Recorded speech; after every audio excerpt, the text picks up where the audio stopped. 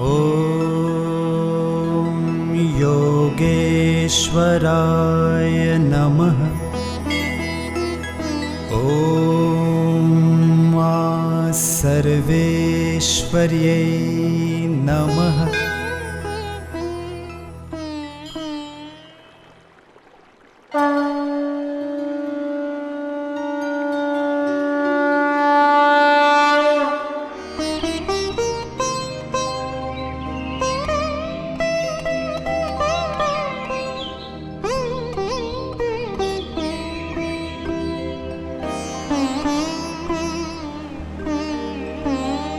योगेश्वर शिव साक्षात् विष्णुर्योगेश्वरस्तथा स्वयं ब्रह्मा स्वयं दत्तः शिष्याणां परमो गुरुः।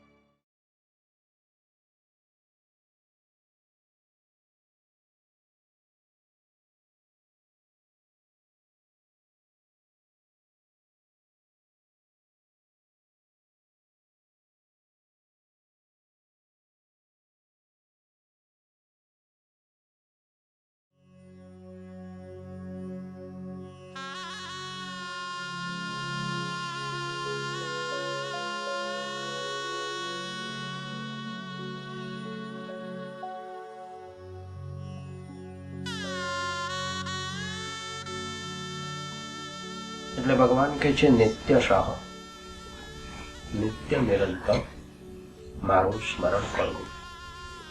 જે નિત્ય નિરંતર મારું સ્મરણ કરે છે, સતત કરે છે અને પ્રેમથી પ્રેરાઈને કરે છે, તે મને સહેલાઈથી મેળવી લે. તસ્યાહમ સુલભઃ પાર્થ નિત્યયુક્તસ્ય યોગિનઃ. હંમેશાને માટે જે જોડાયેલા છે મારી સાથે, મનને જેમણે જોડ્યું છે, ઇન્દ્રિયોને જોડી છે, મારી તરફ વાળી છે, એવા જે સંતો અને ભક્તો છે તેવા મને પામે. તો ગીતા એમ નથી કહેતી કે બધું મૂકીને જાઓ, કે છે જે મૂકવાનું છે તે મૂકો. મૂકવાનું શું? ઘર નહીં, સંતાનો નહીં, જોબ નહીં, દુકાન નહીં, પૈસા નહીં, ડોલર નહીં, પાઉન્ડ નહીં, એ મૂકવાના નથી. મૂકવાનું શું? અહંકાર, રાગ, દ્વેષ, ઈર્ષા, કામ, ક્રોધ, આ મૂકવાનું. બુરા વિચારો, બુરા ભાવો, કુકર્મો, વ્યસનો, આસુરી સંપત્તિ. 16મા અધ્યાયમાં ભગવાન એને આસુરી સંપત્તિ કહે છે, તે મૂકવાનું. એ મૂકે તો કલ્યાણ થાય. અને એવા ભગવાનના ભક્તો, અનન્ય ભક્તિ વાળા ભક્તો વ્યવહારમાં પણ થાય.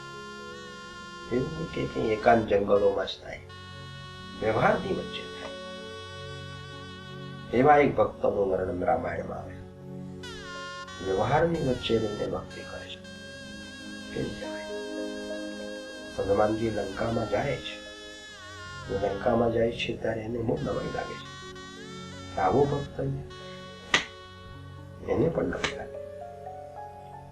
લંકા નિશ્ચર નિકર નિવાસા.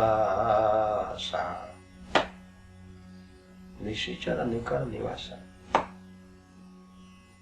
રાત્રે જે ફરનારા છે તે બધા નિશ્ચરો, એવી વ્યાખ્યા છે આમ સંસ્કૃતમાં તો નિશ્ચર રાક્ષસની. પણ હવે આપણે તો જોબ રાતે કરવા જવું પડે, આપણે કઈ નિશ્ચરો રાતે ફરનારા બધા જ કઈ નિશ્ચર રાક્ષસ ન. નિશ્ચર શબ્દનો શબ્દ અર્થ તો આવો થાય. નિશી એટલે રાતમાં, ચર એટલે ચાલનારા, ફરનારા, એ બધા છે નિશીચર. પણ કયા ઉદ્દેશથી ફરે છે તે મહત્વ. આ નિશિચરોનો સમૂહ આ લંકામાં રહે છે. હનુમાનજી વિચાર કરો, અહીંયા વળી ભક્ત ક્યાં? આ પ્રદેશમાં ભક્ત હોય? यहाँ कहाँ भक्तन करवासा. આ ભક્તોનો વાસ નહીં. ભક્તો તો બધે જ જોઈએ ને. બોલો, વધારે ખરાબી હોય ત્યાં વધારે સારો ભક્ત જોઈએ. મને ઘણા પૂછે ભારતમાં, પહેલા પૂછતા હવે કોઈ પૂછતું, પહેલા નવું નવું હતું ને એટલે પૂછતા કે યોગેશ્વરજી તમારે કાંઈ નહીં ને આ પહેલા ઋષિકેશ રહ્યા બરાબર, દેવપ્રયાગ રહ્યા બરાબર, જંગલોમાં રહ્યા બરાબર, તપ કર્યું બરાબર, ઉત્તરકાશી રહ્યા બરાબર, ટિહરી રહ્યા બરાબર, હવે મસૂરી તમે રહો બોલે શું થાય? એમના મગજમાં એમને મસૂરી એટલે હવા ખાવાનું સ્થળ, લહેર લીલા કરવાનું. સાચી પણ વાત છે.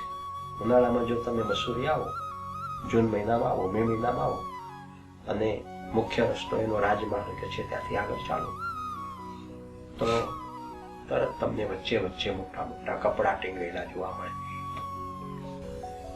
જંગલ ક્વીન લખેલું, જંગલ ક્વીન નાઇટ, જંગલી નાઇટ એમ પણ હોય પાછું.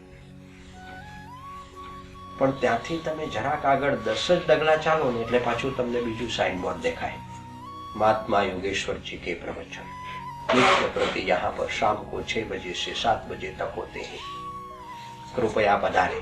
આ એ સાઇનબોર્ડ છે. અને ત્યાં તમે દરવાજામાં જુઓ, સાંજના 5:30 વાગ્યા પછી તો લંગર લાગતી હોય. તમારી કલ્પનામાં ના આવે કે આવા માણસો સત્સંગમાં જાય.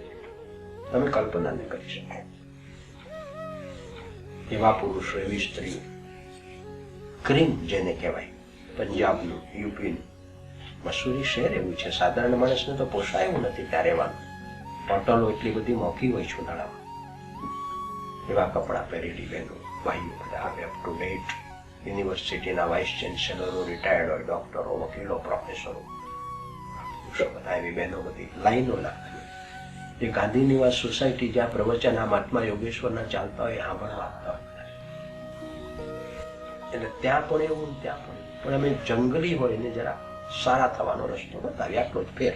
અને ત્યાં હારા હોય ને જંગલી થવા માટેનું આયોજન પૂરું પડે. વસ્તુ એ તો જેને આમ જવું હોય ત્યાં આવે છે, જેને આમ જવું હોય ત્યાં. બરાબર. તો ઘણા માણસો કે ભાઈ મસૂરીમાં તમે આવ્યા એ પહેલા કઈ પ્રવચનો થતા અને થાય તો કોઈ જાય નહીં સાંભળવા. તમે આવ્યા પછીથી કોણ જાણે કે મસૂરીની આખી રોનક બદલાઈ ગઈ છે. રોજ સાંજ પડે છે ને માણસો આવે છે, ટુરિસ્ટ આવે. ટુરિસ્ટમાં કેટલા એવા પણ છે કે જેને સત્સંગની ભૂખ છે, એને ખોરાક પૂરો પાડવાનો ફરી કાંઈ લેવાનું. એ બધા માણસો આવે. 4 મહિના સુધી પ્રવચનો ચાલે. 1 મહિનો 2 મહિના નહીં, તે વર્ષોથી ચાલે. 1-2 દિવસ, 1-2 વર્ષથી નહીં, 1961 થી ચાલે. ચાલ્યા છે. લોકો થાકે નહીં, કંટાળે આવે. જુદા જુદા પ્રદેશના માણસો આવે. બોલો, એમને જરૂર છે. અને એ પ્રવચન થાય એટલે મસૂરીની કોલેજમાં થાય. મસૂરીની અંદર 4 કોલેજો છે. કોલેજોમાં થાય, સ્કૂલોમાં થાય, જુદે જુદે ઠેકાણે પણ થાય. આખું વાતાવરણ કેટલું વિષદ બની જાય. પછી અમે પ્રવચનોને લીધે પ્રવચનોમાં અપીલ કરીને પૈસા એકઠા કરી, કમિટી બનાવીએ, ગરીબ વિદ્યાર્થીઓને ફી આપીએ, ગરીબ હોય ને પુસ્તકો આપીએ, અનાજ આપીએ,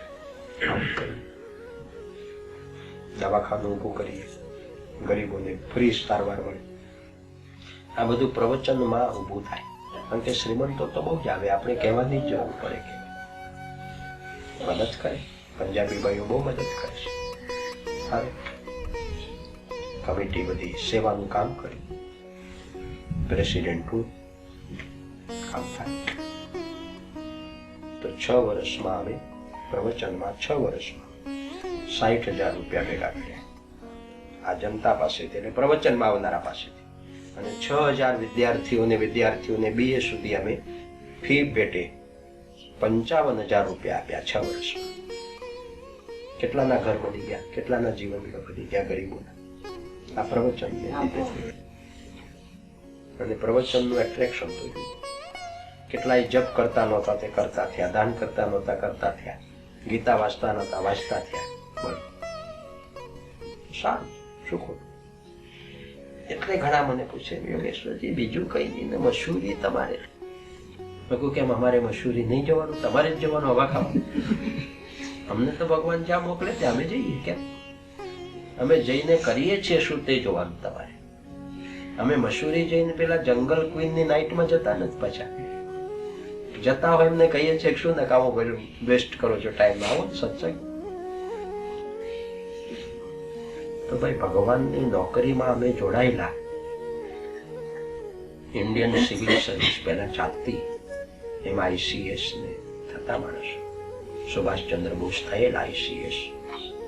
પહેલાના ICS ઓફિસરો આજે ભારતમાં છે નથી એમની. હવે IAS કર્યું આપણે, Indian administrative service, equivalent two ICS.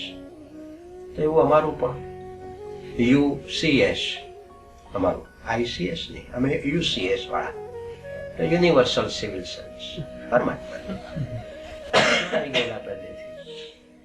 હવે અમને પ્રભુ કે તમારી બદલી અમે મશહૂરી કરીએ છીએ ઋષિકેશથી, તો ના પણ આવી છે.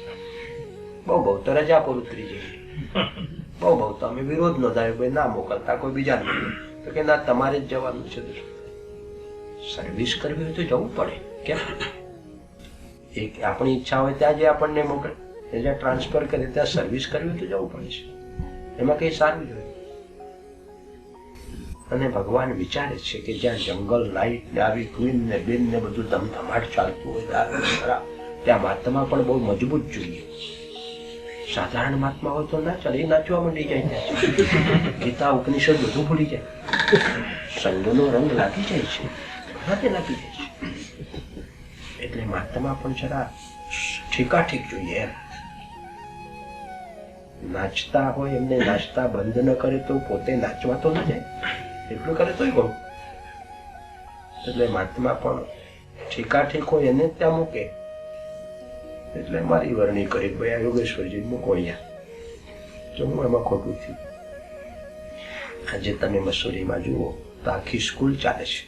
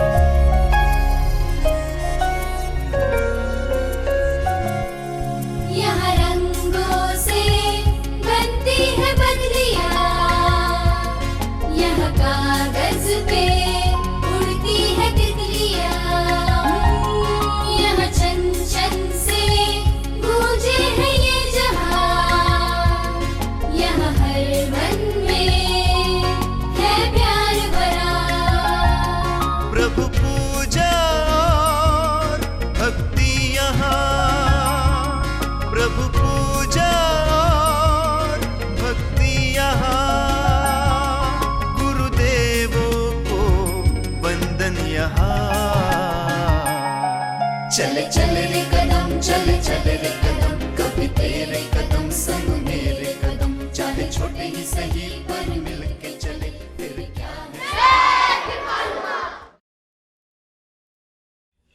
અમારા પ્રવચનમાંથી આજે સ્કૂલ થઈ ગઈ છે. બોલો, ગાંધીજીની સંસ્થા, ગાંધીજી આવતા મસૂરી, એ સંસ્થા સેવાની, ત્યાં અમે રહીએ, સેવા કરીએ. આજે આખું શિશુ નિકેતન ચાલે છે. 3 વર્ષથી શરૂ થયું છે અને હું દૂર છું તો પણ દર વર્ષે પૈસા મોકલું છું. મદદ હેલ્પ 5,000 6,000 રૂપિયા મારા પોતાના દર વર્ષે મોકલું ગરીબ બાળકોને માટે. સંસ્કૃત શીખવાય છે, હિન્દી શીખવાય છે, ભારતીય ટ્રેડિશન પ્રમાણે દેશ પ્રેમના પાઠો ભણાવાય છે. એવી સ્કૂલ છે, ચાલે છે, શિક્ષકો છે, બધું છે. અહીંયા હું આવ્યો છું, પણ મારું જે રહેવાની જગ્યા છે મસૂરીમાં 4 રૂમનો આખો બ્લોક છે. એમાં 3 રૂમ મેં સ્કૂલ માટે આપ્યા, લખીને પત્ર લખું કે આ વર્ષે ત્યાં આવતો નથી હમણાં, તો રૂમ વાપરજો. વચલા રૂમમાં મારો સામાન મૂકીને તાળું મારજો, 3 રૂમ વાપરજો. કારણ કે સ્કૂલ રૂમની શોર્ટેજ છે. તો મારે શું કરવાનું છે? મારું મકાન પડે એમને જવા જ ખાવી મકાન, છોકરાઓ બેસે ભાઈ સારું. એટલે બધે ઠેકાણે સંતો તો જોઈએ. સંતો કાંઈ હિમાલયમાં જ જોઈએ, ઇંગ્લેન્ડમાં ના જોઈએ એવું થોડું. બધે પ્રભુ જ્યાં મૂકવા માંગે ત્યાં આપણે જવું ને એનું કામ કરવું જોઈએ. મૂળ વાત છે. પણ હનુમાનજીને નવાઈ લાગી, જેમ ઘણાને નવાઈ લાગી કૃષ્ણજી તમને પશુજીમાં. હું શું નવાઈ પશુજીમાં શું વાંધો છે ભાઈ? અમે તો સ્વર્ગમાં જઈએ, કેમ? મારી ટ્રાન્સફર કરે તો નરકમાં જઈએ, ત્યાં જઈને અમે ગીતાનો સંદેશો મળાવીએ. કેમ? પ્રભુ જ્યાં મોકલે ત્યાં જઈએ, પણ અમે તો જેવા છીએ એવા જ રહીએ પાછા. એમાં કઈ વાંધો ના. અગ્નિને ઉદય ના લાગે, મહામણીને મેલ જોડે. અપાર સિંધુ ભવજલ ઊંડા, મરમીને મન શૈલ જોડે. અમે તો જેવા છીએ એવા જ છીએ. જોઈને બહુ નવાઈ લાગી હનુમાન. લંકા રાક્ષસ, રાક્ષસોનો સમૂહ રહેના હુઆ અહીંયા. એમાં ભક્ત यहाँ कहाँ भक्तन करवासा ગયા પાછળ. કે ભક્ત વહેલી સવારે ઉઠો. ભક્તનું આ લક્ષણ છે કે ઉઠે વહેલો, સુવે વહેલો, ઉઠે વહેલો. આ ભક્તનું લક્ષણ, સાધકનું લક્ષણ. વહેલો સુવે અને વહેલો ઉઠે. વહેલો ઉઠીને શું કરે? ટેલિવિઝન. ઘણા વહેલા ઉઠી જાય તો ટેલિવિઝન, ચેન પડે જ ને આખો દાડો એ ટેલિવિઝન આંખો કરીને જોઈએ, નાના મોટા બધા. ભક્ત વહેલો ઉઠી શું કરે? રાત રહે જાહરી પાછલી ખટગડી, સાધુ પુરુષની સુઈ ન રહેવું, નિદ્રાને પર હરી સમરવા શ્રી હરિ. એક ફાસ્ટ છે. સવારે વહેલા ઉઠીને તમે ધ્યાનમાં બેસો, જપો, પ્રાર્થના, સંસારની અસારતાનો વિચાર. હું કોણ, ક્યાંથી આવ્યો, ભારતમાં ક્યાં જન્મેલો, મારા માતા પિતા કેવા હતા, હું ક્યાં આવ્યો, શું કરું છું અત્યારે, મારે શું કરવું જોઈએ. 5 મિનિટ વિચાર કરો. એ વિચાર તમને જાગૃત રાખશે. તમે પ્રવાહોમાં તણાઈ નહીં જાઓ. વિચાર જ માણસને જાગૃત રાખે છે. જો વિચાર કરવાની શક્તિ માણસ ખોઈ બેસે, તેને કોઈ જાગૃત કરી શકે નહીં. વિચાર પછી કરવાનું તો છે ને, ચાય પીવાની છે, બધું કરવાનું છે. આપણે નહીં પીએ તો દુનિયામાં આટલા બધા દુકાનદારો શું કરશે? કમાશે કેવી રીતે? ઉગાડનારા શું કરશે? એ બધું છે, પણ પહેલા હાથ તો કરો. એ નરસિંહ મહેતા કે છે, સમરવા શ્રી હરિ એક હતું એમ કે. ભક્તનું આ લક્ષણ. તે ભક્ત પ્રભુનું નામ લેતા લેતા બહાર નીકળ્યા. એટલે હનુમાનજી પાસે ગયા.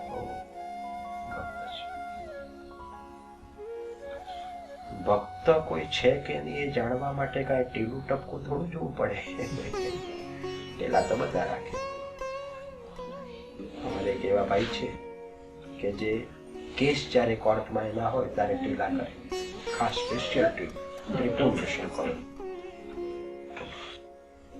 જે દિવસે કોર્ટમાં કેસ હોય અને મહિનાના 30 દિવસમાં 15 દાડા એને કેસ હોય, કાં તો પોતાના હોય કાં કોકને એને ઉભા કરી રાખે. માળા તે દિવસે કોર્ટમાં જવાનું હોય ત્યારે રુદ્રાક્ષની મૂર્તિ બહાર રાખી, જગ્યાની બહાર ટોપી ખાધી, ચપ્પો ખાધી, પહેરે બહાર કાઢે. અને સ્વામી વિવેકાનંદના વ્યાખ્યાનોનું પુસ્તક ખરીદેલું તે હાથમાં લઈ જાય કે અને પછી કોર્ટમાં જયારે વાર હોય કેસને ચાલવાની ત્યારે બધા વકીલોના રૂમમાં ભેગા થયા. ત્યાં પછી કે સાહેબ વિવેકાનંદ આમ કહ્યું, હું પણ વિવેકાનંદ જેવો જ છું. ફેર એટલો કે વિવેકાનંદ પરણેલા નહીં, હું પરણેલો. બીજો કઈ જાદુ ફેર નહીં. વિવેકાનંદ અને કાવા દેવા એવા કરે એવા કોઈને મરાવી પણ નાખે, લૂંટાવી પણ નાખે. ટેલા પરથી આપણાથી કઈ બ્રહ્મા પડી જાય કે આ ભગત હશે કે માળા જોઈને બ્રહ્મા પડાયું છે.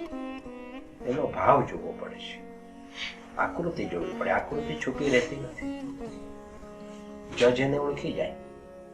જજની પાસે જાય એટલે પહેલો જ જજ કે ઘેર બેસો ને ટાળા થઈ, ક્યાં લગી આ ધંધા, ગોરખ ધંધા કરશો. જજ હોશિયાર જજો જે પહેલાના રીઢા થઈ ગયેલા તે રીઢા ગુનેગારોની જેમ પકડે તેમ જજ કે વચ્ચે બોલવાની બેસો એક તરફ કે સાહેબ મને સંસારમાં વૈરાગ થયેલો, હવે મને કશું નથી. તો કે જાણીએ છીએ. એ જજનું પણ કાટલું કેમ નીકળે પછી પાછળ એની ટ્રાન્સફર કરવા માટે અરજીઓ ખોટી ખોટી હોમ મિનિસ્ટ્રીમાં કર્યા કરે. પછી આવું જો જજ કોઈ નીકળ્યું, આવું બધું જોઈને કઈ ભક્તનો નિર્ણય થાય. ભાવ જોવો પડે, વિચાર, ભાવ, વ્યવહાર આ જોવું પડે. તો વિભીષણ હતો ભક્ત, તો વિચાર ભાવ બરાબર. હનુમાનને ખાતરી થઈ ભક્ત છે, એની આંખ નિર્મળ છે ને તે ભક્ત. ભક્તની આંખ નિર્મળ હોય, જે ભક્ત નહીં હોય એની આંખ નિર્મળ હોય, વિકાર વાળી હોય. ભક્તનું મોઢું પવિત્ર, જોતા પ્રેમ થાય. બીજાના મોઢાને તમે જુઓ તો ભય લાગે, વાઘ આવ્યો એવું લાગે, સાપ આવ્યો એવું લાગે, એકદમ દેવા હંમેશા તૈયાર.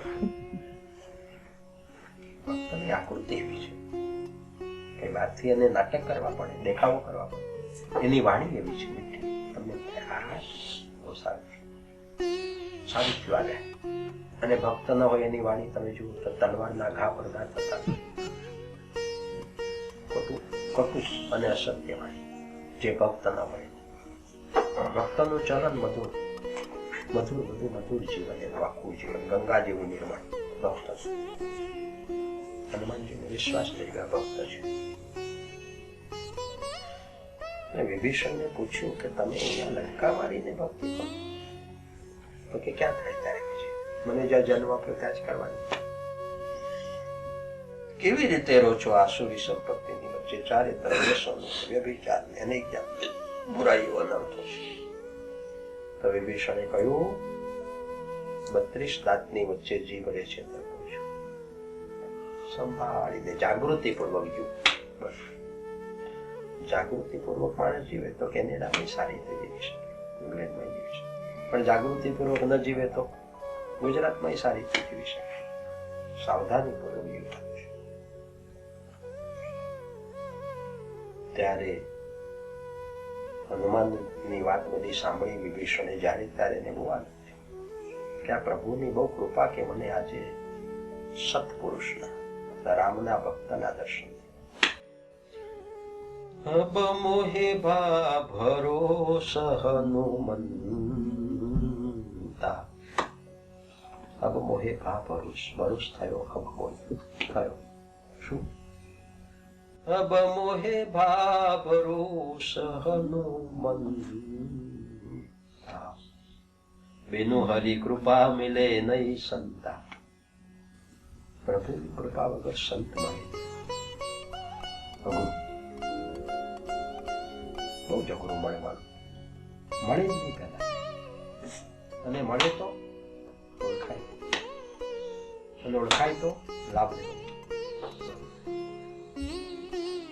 એક કોલસાવાળાની દુકાન કંઈક ચળકતું એ દુકાનદારી જોયું, ઉપાડીને ફેંકી દીધું.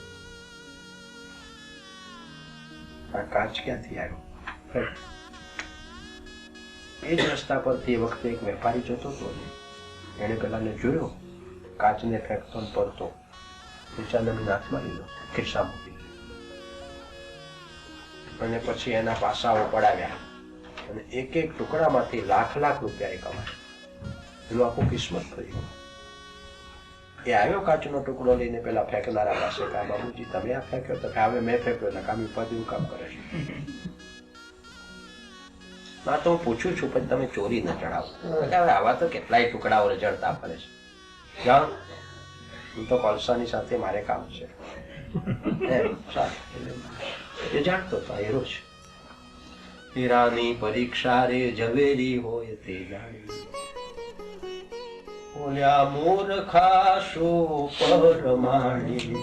હીરાની પરીક્ષા રે ઝવેરી હોય તે જાણી, તમ વસ્તુ અધિકાર વિના મળે તદપી અર્થ ના શરી. ઉત્તમ વસ્તુ અધિકાર વગર મળી ગઈ તો તદપી અર્થ ના શરી. જેમ બગલો મુક્તા ફળ દેખી ચંચુ ના ભરે, જે કોઈ પ્રેમ અંશ અવતરે પ્રેમ રસ તેના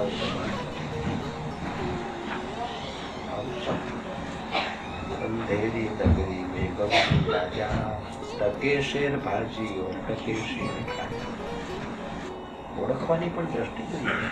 એ તો તમે એક જ ભાવમાં મૂકતો, પેલા રીંગણા તો કે 2 પૈસે કિલો, પણ બટાકા તો કે 2 પૈસે, પણ કારેલા તો કે 2 પૈસે. લઈ જાઓ ને સાહેબ, જે લઈ જોયું તે 2 પૈસે છે. તો કે આ ઘરેણું એ 2 પૈસે, ઘરેણું 2 પૈસે, રીંગણું 2 પૈસે, તો કે બધું 2 પૈસે જ છે. કારણ કે એને ગુણવત્તાનો ખ્યાલ નથી. માણસને ગુણવત્તાનો ખ્યાલ ન હોય તો ઓળખી શકાય. સારાને ન ઓળખી શકાય ને ખરાબને ઓળખી ન શકાય. તો ખરાબને ઓળખીને એનાથી દૂર ન રહેવાય ને સારાને ઓળખીને એનો લાભ ન લેવાય. બંને રીતે નુકસાન. કઈ સારાને જ ઓળખવું એવું નહીં, ખરાબને ઓળખતા શીખવું પડે છે, જેથી ખરાબ માર્ગે ન જાય. કે પ્રભુની કૃપા સિવાય દર્શન થાય, મેળા થાય. અબ મોહી બાપરો સનુમંતા, બેનો હરી કૃપા મેળે શકતા. આ પ્રભુની કૃપા કે મને તમારું દર્શન, સામેથી દર્શન. વિભીષણ કઈ મળવા થોડા જતા, તો રામને યાદ કરતા હતા. રામના પ્રતિનિધિ સામેથી આવે. આપવા તૈયારી, જ્યાં ભૂમિકા તૈયાર થાય એટલે આપવા વસ્તુ આવે. ભૂમિકા તૈયાર ઘણો આનંદ થઈ ગયો વિભીષણને, હનુમાનને મળીને. હનુમાનને ઘણો આનંદ થઈ ગયો વિભીષણને. અને પછી માતા સીતા વિશે બધી માહિતી વિભીષણે પૂરી. તો શું કરવાનું? સંસારમાં રહીને વિભીષણ સંસ્કૃત ભાષામાં એક શબ્દ છે ભીષણ. ભીષણ હોરિબલ, ફ્રાઇટફુલ, ભીષણ. અને એનાથી ઉલટો શબ્દ છે વિભીષણ. વિગત છે ભીષણતા, જેમાંથી તે વિભીષણ. આસ્પેશિયસ, સેલેશિયસ, મંગલમય વિભીષણ. માણસે શું થવાનું? રામની કૃપા મેળવવી હોય તો ભીષણ નહીં બનવાનું, વિભીષણ. મંગલમય, મધુર થવાનું. રામાયણ નામમાં પણ સંદેશ આવતો. નામ કેવું? નામમાં ઘણું જાણવાનું.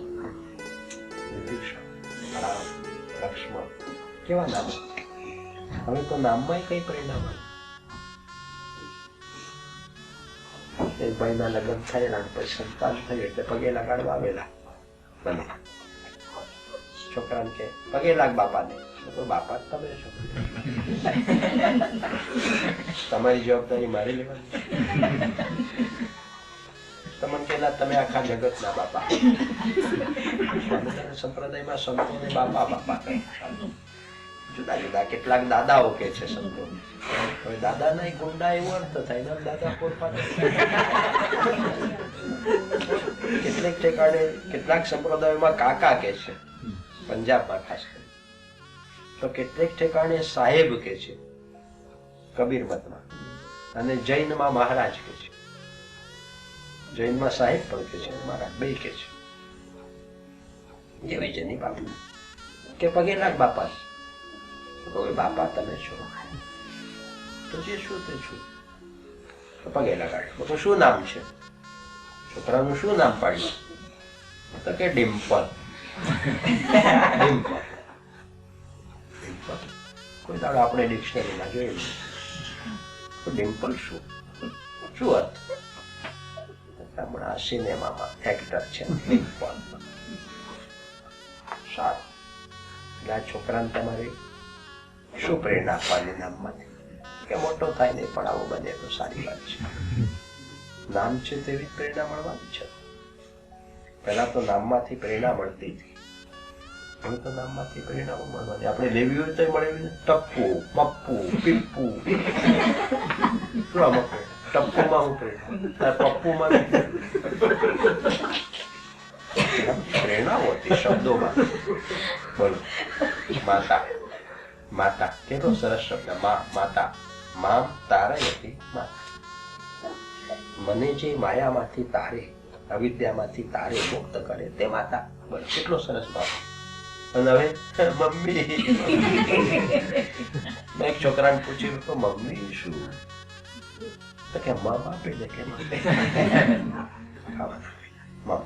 એટલું જ ઓળખતો હતો.